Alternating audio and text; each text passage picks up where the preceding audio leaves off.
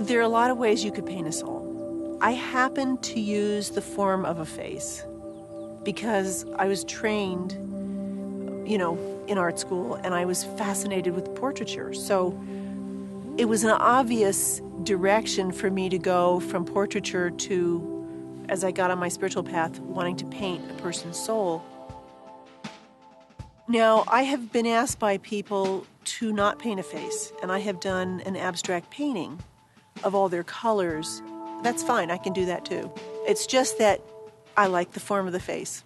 And most people, want to relate to that. They want to relate to a part of themselves that is a little bit easier. My process took 4 years of deep searching, prayer, meditation. I can't tell you how many workshops.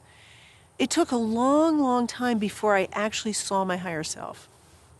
And it wasn't until 1989, and it came in the form of a portrait. I had read a book by Shirley MacLaine, and in that book, she sees many images. One of them is this beautiful being, and the being looks slightly androgynous, but they radiate the most incredible light, love, and power. And she says to the being, "Who are you?" And the being says, "I am you." And that changed my life. I was like, if Shirley's got one, I know I've got one of these. And literally from that moment on, I was like on a major mission. But it didn't happen for me the way it happened for her. And mine, of course, came in the form of doing a huge painting. You don't need to know or believe any of this to have a portrait done.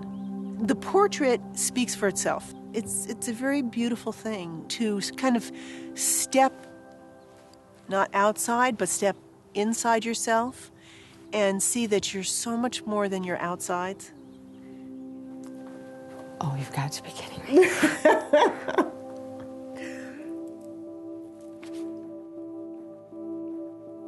Do you want to hear about yourself? Butterfly. Okay, here's a butterfly here and then down here. These are the wings of the butterfly. Butterfly, you hold this frequency of transformation. You came here to shift the consciousness of this planet, and you will. You and many others like yourself. You have been in Atlantis and Egypt and many of the very ancient civilizations. You know when you arrive, things will happen. Some people cry because it touches them in a very deep, deep place. Ganesh, elephant god to the Hindu. Now you can just barely see this. I wanted it just kind of hidden. He is standing there. He's in pink with his trunk up. It's the most auspicious way you can have it. That's an elephant. That's an elephant. Does that ring a bell? You probably had a life working with elephants, maybe in India, where you knew them personally.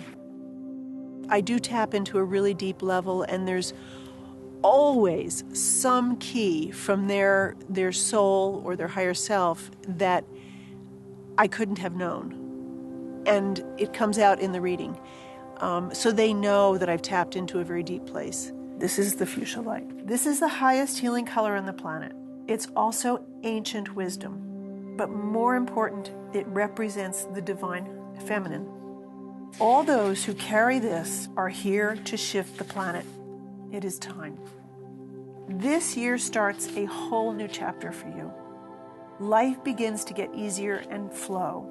Expect the unexpected, but know what comes now will be significant to the rest of your life. As they commune with this picture over time, it will sink into them and they'll be able to receive a lot more from it than I can possibly give them. The universe has a lot in store for you this year. Know that all you are, ever have been, and ever will be is love. And love is all there is. Many, many blessings. Your soul friend, Maru. Let me give you a hug.